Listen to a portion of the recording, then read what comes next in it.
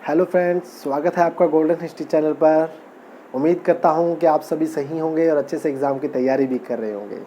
तो फ्रेंड्स, पिछली वीडियो के अंदर हमने आर्टिकल्स को पढ़ा था 324 से 329 यानी कि पार्ट 15 को, और आज की वीडियो के अंदर हम पढ़ने वाले हैं पार्ट 5 को एक बार फिर से, यानी कि article 53। Part 5 article 53 part 5 part 5 के अंदर जो हमने पढ़ा था, यानी कि जो हमारा सेंट्रल गवर्नमेंट की जो कार्यपालिका जो कार्य करती है उनके बारे में पढ़ा था, और कौन कौन से उसके अंदर जो इम्पोर्टेंट आर्टिकल्स है उसको हम जान लिया था। लेकिन उसके अंदर मैंने आपको बताया था कि एक इम्पोर्टेंट आर्टिकल है 53। आर्टिकल 53 जो है ये क्या है दोस्तों? ये है पावर ऑफ प्रेसिडेंट, यानी कि हमारी राष्ट्रपति की कौन कौन सी ताकत होती है, किस प्रकार से वो अपनी ताकतों का, अपने जो पावर्स का यूज़ कर सकता है, और क्या क्या उनके बारे में प्रावधान किए गए हैं उसके बारे में। यानी कि powers of president, powers of president यानी कि भारत के राष्ट्रपति की शक्तियां कौन कौन सी हैं उसके बारे में आज की वीडियो में हम चर्चा करने वाले हैं। तो चलिए, सबसे पहले मैं आपको बता दूं, जो आर्टिकल 53 है इसके अंदर प्रेसिडेंट की 3 तरह की शक्तियां होती हैं। कितनी प्रकार की? 3 टाइप्स के पावर्स को जो रखा गया है। सबसे पहली जो प्रेसिडेंट की जो हमारी शक्ति होती है वो सबसे इम्पोर्टेंट है। मैं आपको डिटेल से बताऊंगा किस प्रकार से उनकी शक्ति होती है, आप अच्छे से इसको समझ लीजिएगा और साथ में नोट्स भी बनाते रहिएगा। तो सबसे पहले जो आती है हमारी एग्जीक्यूटिव पावर्स। कौन सी? एग्जीक्यूटिव पावर्स होती हैं।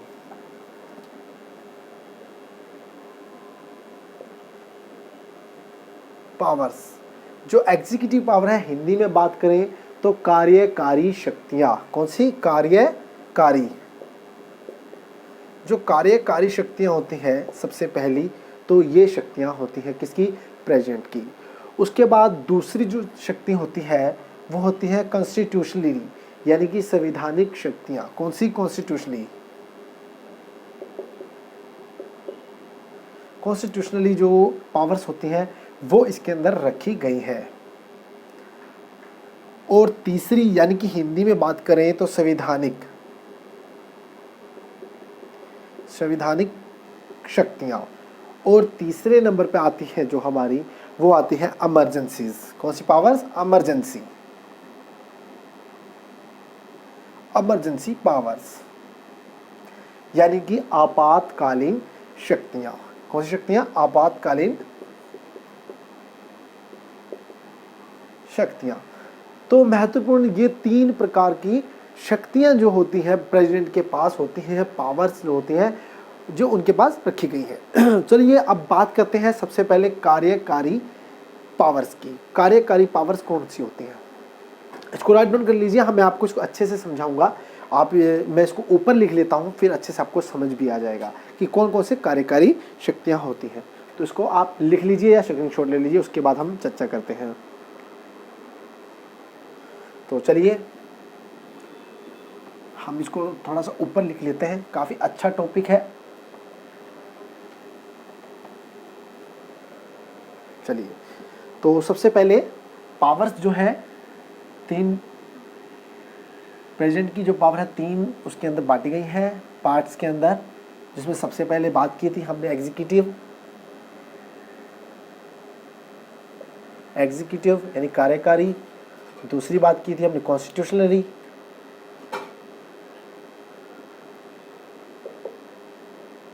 और चौथी बात की थी हमने इमरजेंसी पावर्स। ये 3 प्रकार की जो है पावर्स के बारे में हम बात कर रहे हैं। तो एग्जीक्यूटिव जो कार्यकारी जो हमारी पावर्स होती हैं वो कौन कौन सी होती हैं? तो सबसे पहली जो पावर है वो होती है राष्ट्रपति के पास पीएम को बनाने की, यानी कि प्राइम मिनिस्टर को बनाने की। यानी कि जो लोकसभा के जो बहुमत प्राप्त जो पार्टी होती है, जिसको बहुमत प्राप्त होता है, उनमें से किसी एक को, यानी कि जो उनका पहले से ही जो चेहरा दिया होता है पीएम के लिए, उसको जो है प्राइम मिनिस्टर बनाया जाता है राष्ट्रपति के द्वारा। तो सबसे पहले ये कार्यकारी जो है राष्ट्रपति का कार्य होता है, यानी कि पीएम को शपथ दिलवाना, उसके जो बहुमत जो प्राप्त पार्टी होती है उसका जो एक व्यक्ति होता है जो कि पहले से उसका चेहरा बताया होता है कि ये उम्मीदवार है, तो उसको क्या है प्राइम मिनिस्टर को स्थापित करते हैं, यानी कि उसको शपथ दिलवाते हैं। सबसे पहला कार्य ये होता है। दूसरा कार्य होता है इसी के अंदर ग्रुप ऑफ मिनिस्टर का, यानी कि group of ministers. Group of ministers यानी कि आपको मैं पहले भी बता चुका हूँ कि जितने भी जीते हुए जो पार्टी होती है उसके अंदर ही जो 15% लोग होते हैं, जो 15% लोगों को ही पूरी पार्टी को जितने मेंबर्स होते हैं लोकसभा के उसके 15% यानी कि 82 से 83 लोगों को ही जो है क्या बनाया जाता है, मिनिस्टर्स बनाया जाता है। तो वो कार्य भी मिनिस्टर्स को शपथ दिलवाना, उनको कार्य सौंपना का जो कार्य है वो कार्य भी किसका होता है, राष्ट्रपति का एग्जीक्यूटिव कार्य होता है, यानी कि कार्यकारी कार्य के अंदर एक आता है। उसके बाद अगला आ जाता है नंबर 3 पर, वो आता है गवर्नर्स की नियुक्ति। किसकी? गवर्नर्स यानी कि राज्यपाल। जो सभी स्टेट्स के राज्यपाल होते हैं उनको भी जो नियुक्त करने का कार्य होता है वो भी राष्ट्रपति का ही होता है, और वो राष्ट्रपति के प्रसाद प्रांत ही वो अपनी स्थिति पर बने रहते हैं। यदि राष्ट्रपति चाहे तो उनको वहाँ से हटाकर दूसरी जगह स्थापित कर सकता है, दूसरी जगह भेज सकता है। वो सारा कार्य जो है राष्ट्रपति पर ही निर्भर करता है। उसके बाद आ जाता है नंबर 4 पे। नंबर 4 कार्य जो होता है एग्जीक्यूटिव वो होता है LS, यानी कि लोकसभा के अंदर 2 मेंबर्स को नियुक्त करना। कौन से 2 मेंबर्स? Anglo Indians. कौन से? एंग्लो इंडियंस 2 मेंबर्स को नियुक्त करना। किसमें? लोकसभा के अंदर। ये भी राष्ट्रपति का ही कार्य है। एंग्लो इंडियंस जो लोग होते हैं या तो वो निर्वाचित होते हैं उनके द्वारा 2 व्यक्ति, या फिर राष्ट्रपति खुद से ही उनको जो है नियुक्त कर सकता है अपनी मर्जी से, अपनी ही बुद्धिमत्ता से, मतलब कि अपने चयन के द्वारा वो नियुक्त कर सकता है।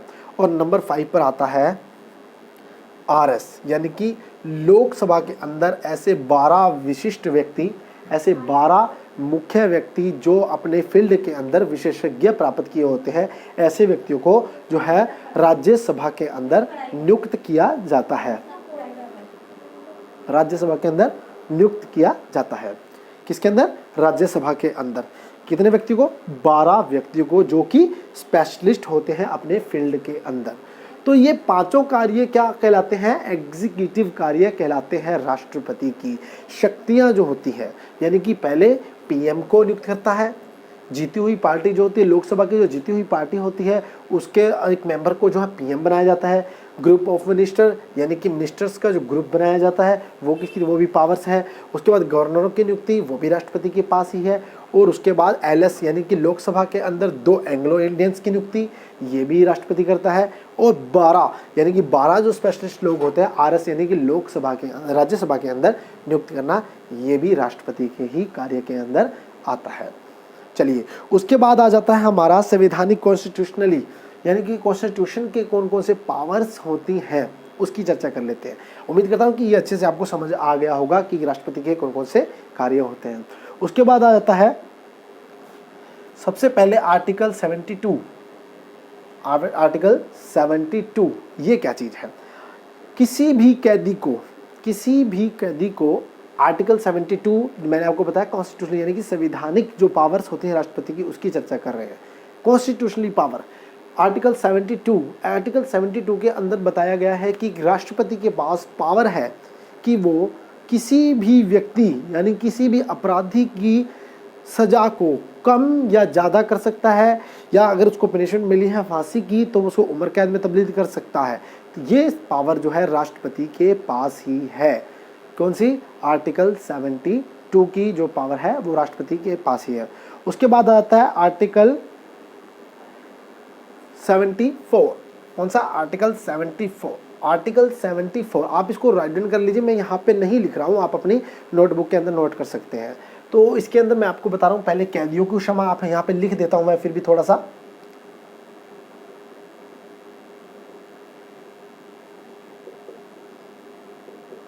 कैदियों को क्षमा करना।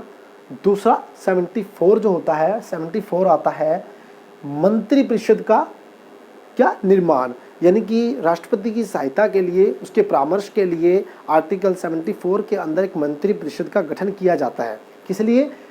वो भी उसकी कॉन्स्टिट्यूटिव पावर है, यानी कि राष्ट्रपति की सहायता के लिए मंत्री परिषद का निर्माण किया जाता है। किसका? मंत्री परिषद का।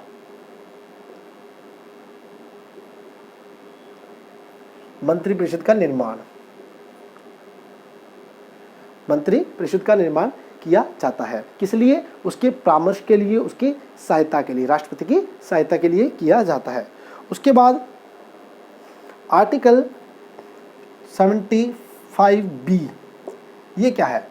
मंत्री परिषद के किसी भी मंत्री मेंबर्स को, यानी मंत्री को राष्ट्रपति अपनी इच्छा से हटा सकता है।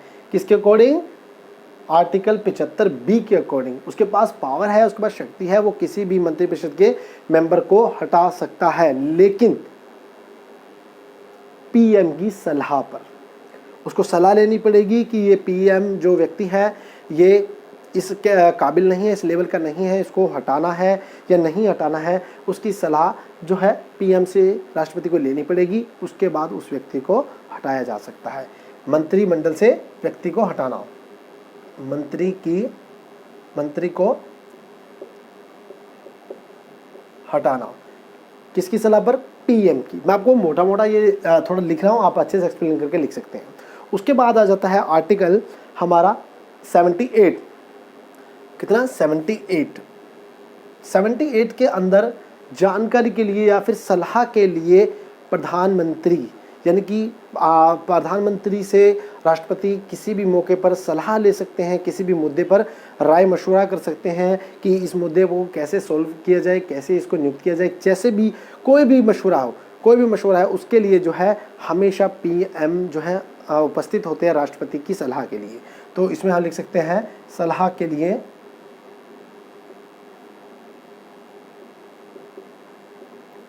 पीएम, प्राइम मिनिस्टर, सलाह के लिए मुख्य प्रधानमंत्री जो है हमेशा उपस्थित रहते हैं। तो ये भी एक इम्पोर्टेंट उनकी पावर है, तो उससे सलाह ले सकते हैं। उसके बाद आता है जो 102 इसके अंदर जो दोनों सदन हैं हमारे लोकसभा और राज्यसभा, उसके किसी भी सदस्य को राष्ट्रपति द्वारा हटाया जा सकता है। किसी भी सदस्य को राष्ट्रपति द्वारा हटाया जा सकता है। सदनों के सदस्यों को हटाना, जो सदनों के सदस्यों को हटाने की ताकत भी, पावर भी जो है आर्टिकल 102 के अंदर किसके पास है? राष्ट्रपति के पास है। लेकिन ध्यान देने योग्य बात यह है कि ये भी पीएम की सलाह पर ही ऐसा कर सकते हैं, यानी कि पीएम की सलाह लेनी उनके लिए आवश्यक है। डायरेक्ट वो कुछ नहीं कर सकते हैं, राष्ट्रपति को पीएम की सलाह पर ही ये सारे कार्य करने होते हैं। उसके बाद आ जाता है आर्टिकल 108।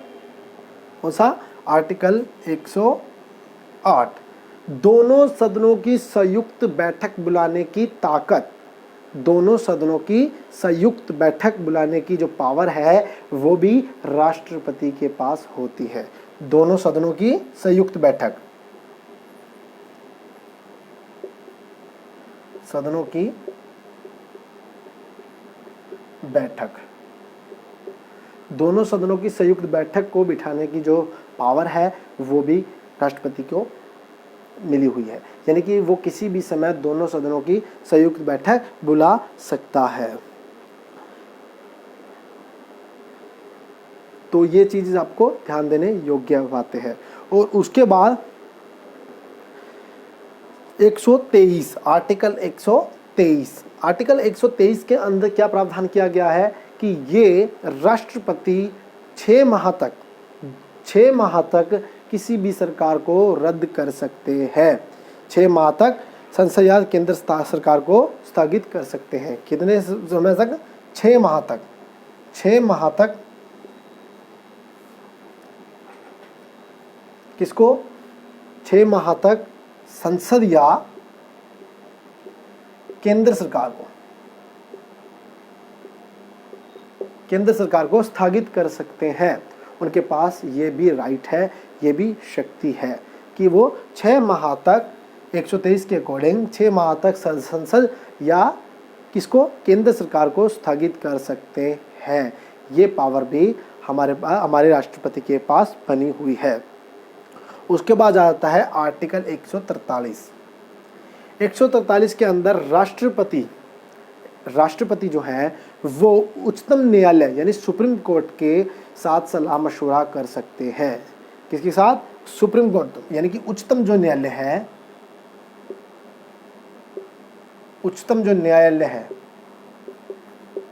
उसके साथ मशवरा, विचार विमर्श कर सकते हैं।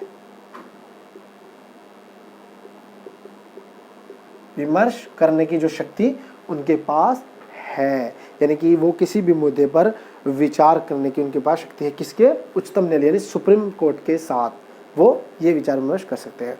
तो इस प्रकार जो कॉन्स्टिट्यूशनली जो संवैधानिक जो शक्तियां हैं वो ये सभी आर्टिकल के अकॉर्डिंग राष्ट्रपति के पास रखी गई है। राष्ट्रपति के पास ये है। कौन कौन सी? आर्टिकल 72 के अंदर वो किसी भी कैदी को क्षमा कर सकते हैं या उनकी सजा के अंदर तब्दीली कर सकते हैं। उसके बाद आर्टिकल 74 के अंदर वो किसी मंत्रिपरिषद का अपनी सलाह के लिए मंत्रिपरिषद का निर्माण करते हैं।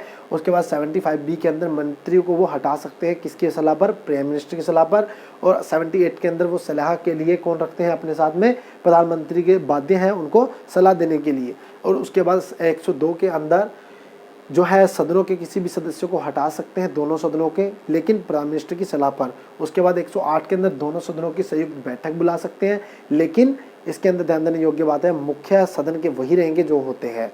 उसके बाद जो लोकसभा के हैं वो स्पीकर होते हैं और राज्यसभा के कौन होते हैं आपको पता होना चाहिए, उपराष्ट्रपति। उसके बाद 123 के अंदर दोनों सदनों को यानी कि 6 माह के अंदर 6 माह के लिए संसद या केंद्र सरकार को स्थगित कर भी सकते हैं। ये भी पावर राष्ट्रपति के पास है। और उसके बाद 143 के अंदर उच्चतम न्यायालय से सलाह मशवरा करने की जो पावर्स है वो भी राष्ट्रपति के पास रखी गई है। तो चलिए आगे की बात कर लेते हैं हमारी इमरजेंसी पावर की। राष्ट्रपति की इमरजेंसी पावर कौन कौन सी है इसकी चर्चा आप कर लेते हैं। इमरजेंसी पावर रखी गई है 3 प्रकार की इमरजेंसी पावर है। कितने प्रकार की? 3 प्रकार। इसको समझिए, 3 प्रकार की इमरजेंसी पावर है। इसको राउट डन कर लीजिए, फिर हम थोड़ा जगह कम रह गई है बोर्ड पे, इसको मैं रफ कर दूंगा, उसके बाद आप समझाता हूँ। उसको लिख लीजिए, स्क्रीनशॉट ले लीजिए। बहुत इंपॉर्टेंट बात है क्योंकि इससे भी एनटीए क्वेश्चन पूछता रहता है। चलिए उसके बाद हम चर्चा करेंगे इमरजेंसी जो पावर है उसकी।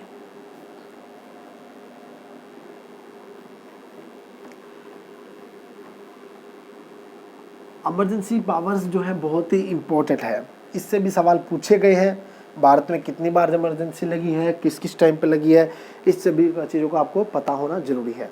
तो चलिए इमरजेंसी की बात कर लेते हैं। इमरजेंसी जो पावर है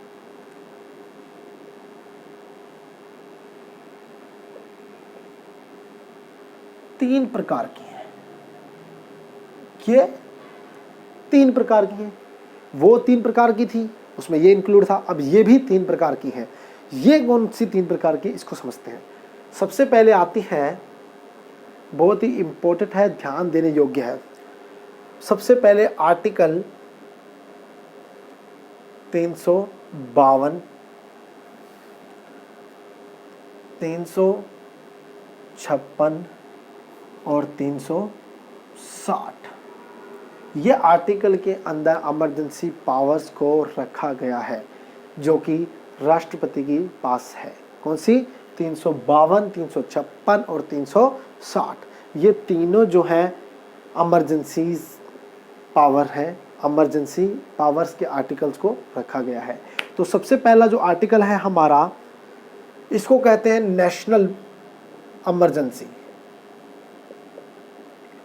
नेशनल इमरजेंसी, इसको कहते हैं कॉन्स्टिट्यूशनली इमरजेंसी या स्टेट, इसको स्टेट लिख लेते हैं हम लोग, state emergency.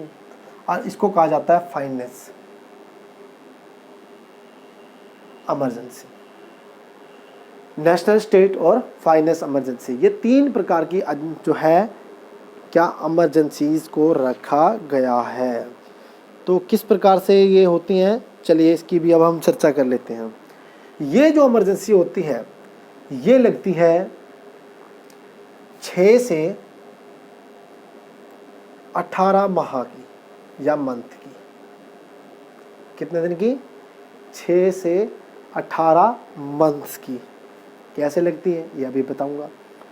State constitutional emergency ये कितने दिन की होती है? ये होती है 90 डेज की, यानी कि 3 मंथ की। और जो फाइनेंस वाली होती है ये होती है 60 डेज की। कितने दिन की?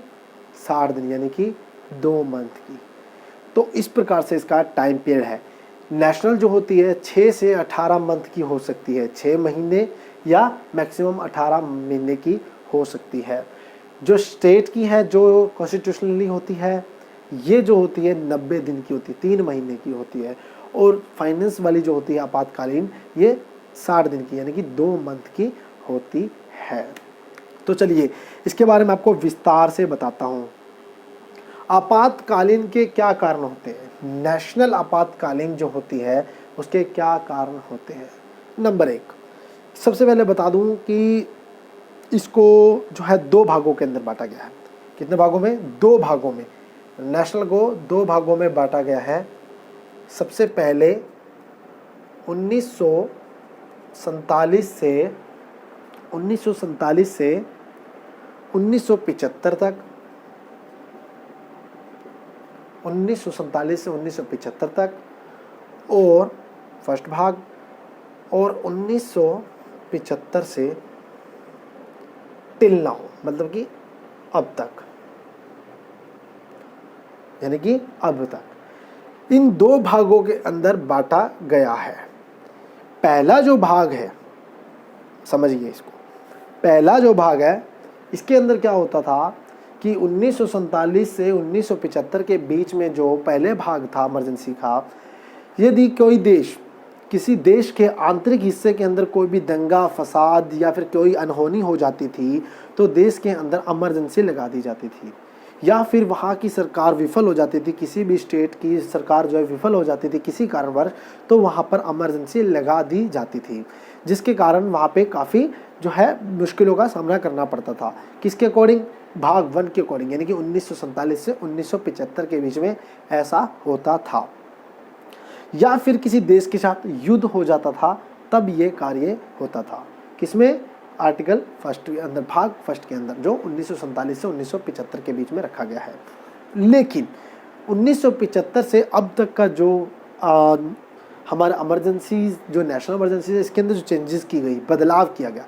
बदलाव क्या किया गया? बदलाव किया गया कि सबसे पहले इमरजेंसी यदि कोई स्टेट, डिस्ट्रिक्ट या किसी क्षेत्रीय लेवल पर कोई दुर्घटना हो जाती है या आंतरिक दंगा फसाद हो जाता है, किसी कारणवश कोई वहाँ की सरकार जो है विफल हो जाती है, तो वहाँ पर इमरजेंसी ना लगकर आईपीसी, इंडियन पैनल कोड की धारा 144 को लगाया जाएगा।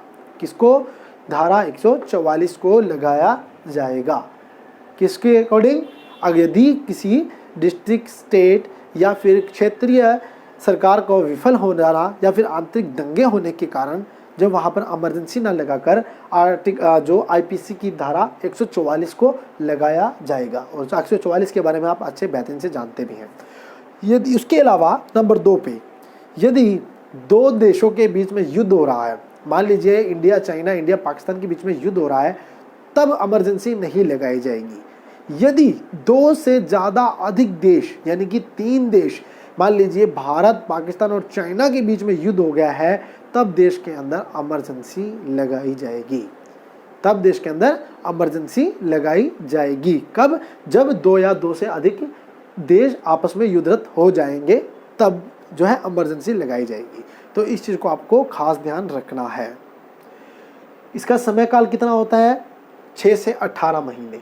6 से 18 महीने। इसके अंदर सभी राज्य सरकारें क्या हो जाती हैं? मुक्त हो जाती हैं। तो चलिए अब मैं इसी पे चर्चा कर रहा हूँ कि इसके अंदर क्या क्या होता है। ये जो लगती है मैंने आपको बता दिया किस कारणवश लगती है।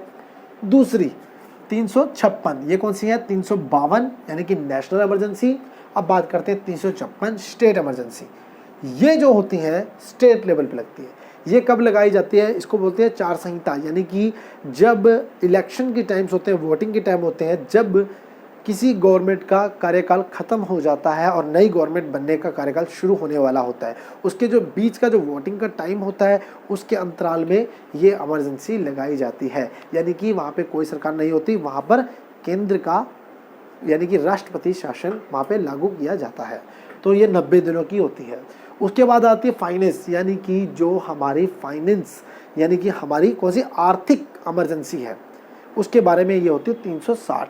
ये अभी तक हमारे देश में नहीं लगी है, आज तक इसका जो है लगने का मतलब ऐसा कोई आसार पैदा नहीं हुए हैं, ना ही ये लगी है। कौन सी? फाइनेंस, यानी कि आर्थिक मंदी के टाइम पर ये इमरजेंसी लगाई जाती है। और ये होती है 2 महीने की, यानी कि 60 दिन की। इसके अंदर यदि आर्थिक मंदी आ जाती है, जो अपर क्लासेस, जो ए क्लास के ऑफिसर्स होते हैं, मंत्री होते हैं, जितने भी आईएएस ऑफिसर होते हैं, उनकी जो सैलरी के अंदर भारी कटौती की जाती है, और जितने भी सरकारी कर्मचारी होते हैं उनमें भी कुछ परसेंटेज को काट कर देश की अर्थव्यवस्था को सुधारने का कोशिश की जाती है। तो ये इमरजेंसी के अंदर प्रावधान किया गया है। तो आपको याद रखना है कि 352, 356, 360 ये तीनों इमरजेंसियाँ पावर जो है राष्ट्रपति के हाथ में होती है। तो चलिए अब बात करते हैं कि क्या इफेक्ट पड़ते हैं इमरजेंसी लगने के। क्या इफेक्ट पड़ते हैं इमरजेंसी लगने के? Effect of emergencies.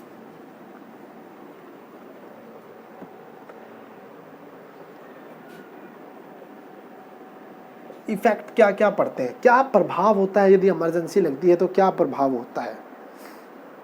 सबसे पहला जो प्रभाव होता है वो होता है फंडामेंटल राइट्स खत्म कर दिए जाते हैं। कौन से? हमारे जो फंडामेंटल राइट होते हैं 6 के 6, वो क्या हो जाते हैं? निरस्त हो जाते हैं, वो खत्म हो जाते हैं। एंड ऑफ फंडामेंटल राइट्स सबसे पहला जो कार्य होता है।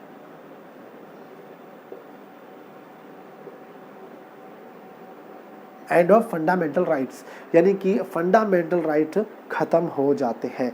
किसी भी भारतीय नागरिक के पास फंडामेंटल का अधिकार नहीं रहता। मूलभूत जो शक्तियां, जो पावर्स, जो अधिकार मिले हुए हैं वो नहीं रहते, वो निरस्त हो जाते हैं, खत्म हो जाते हैं। सबसे पहला ये होता है। दूसरा, इसी के अंदर जो है सबसे पहले 19 खत्म हो जाता है। End of article 19। आर्टिकल 19 जो है वो एंड हो जाता है, यानी कि हमारा व्यक्तिगत जो आज़ादी है वो ख़त्म हो जाती है। आम आदमी, आम नागरिक कहीं पर भी, किसी जगह पर भी नहीं जा सकता, एक साथ इकट्ठे नहीं हो सकते, कोई भी सामाजिक या फिर किसी भी प्रकार का निजी या सार्वजनिक किसी भी प्रकार का कोई भी समारोह नहीं किया जा सकता, कोई भी व्यक्ति इकट्ठा नहीं हो सकता, क्योंकि आर्टिकल 19 जो है वो ख़त्म हो जाता है। ध्यान देने योग्य वाली बात है कि आर्टिकल 19A यानी कि फ्रीडम फॉर मीडिया का अंत नहीं होता। किसका? मीडिया जो है इसका अंत नहीं होता। मीडिया हमेशा के लिए बनी रहती है, इसका अंत नहीं होता। इमरजेंसी हो, फ्लड आए, कोई भी प्राकृतिक जो भी किसी भी प्रकार की आपदा हो, मीडिया हमेशा बना रहता है, वो कभी अंत नहीं होता। तो 19 जो है एक्ट खत्म हो जाता है, फंडामेंटल राइट्स खत्म हो जाती है।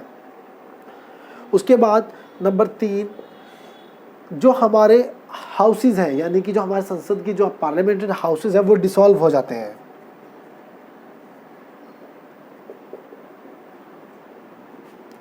क्या हो जाते हैं? डिसॉल्व हो जाते हैं, यानी कि भंग हो जाते हैं। हमारे जो दोनों सदन है संसद के, लोकसभा और राज्यसभा, उनको दोनों को भंग कर दिया जाता है। यानी 6 महीने तक कोई भी बैठक नहीं होती और कोई भी चुनावी प्रक्रिया का कार्य नहीं होता। यानी कि number 4, no election in 6 month, मतलब कि 6 महीने के अंदर कोई इलेक्शन नहीं होते।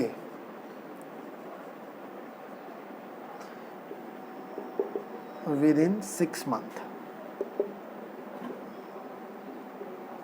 6 मंथ यानी कि 6 महीने के अंतराल के अंदर किसी भी प्रकार के चुनाव को नहीं किया जाता, यानी कि कोई भी प्रकार के चुनाव नहीं होते। तो इस प्रकार से जो है हमारे इमरजेंसी पावर्स को रखा गया है। मतलब कि इफेक्ट जो पड़ते हैं, ये 4 प्रकार के महत्वपूर्ण इफेक्ट पड़ते हैं। कौन कौन से? End of the fundamental rights, end of the 19 act जो है हमारा जो संविधान की जो हमारी व्यक्तिगत आज़ादी है वो चीज़ ख़त्म कर दी जाती है। पार्लियामेंट के दोनों हाउस डिसॉल्व हो जाते हैं और इलेक्शन जो है 6 महीने के अंदर कोई भी इलेक्शन नहीं होता है। तो दोस्तों ये जो इमरजेंसी पावर है ये राष्ट्रपति के अंदर रखी गई है। और जो मैंने चेंजेस बताए थे, 2 पार्ट बताए थे 2 पार्ट्स को मैंने बताया था कि 2 पार्ट्स के अंदर है। एक तो था 1947 से 1975 तक, 1975 से अब तक, ये जो मैंने बताए थे आपको 2, ये यहाँ पर चेंजेस की गई थी। यहाँ पे जो चेंजेस की गई थी वो की गई थी आर्टिकल 42वें अमेंडमेंट द्वारा। किसके द्वारा? 42वें अमेंडमेंट द्वारा 1976 के अंदर चेंजेस की गई थी।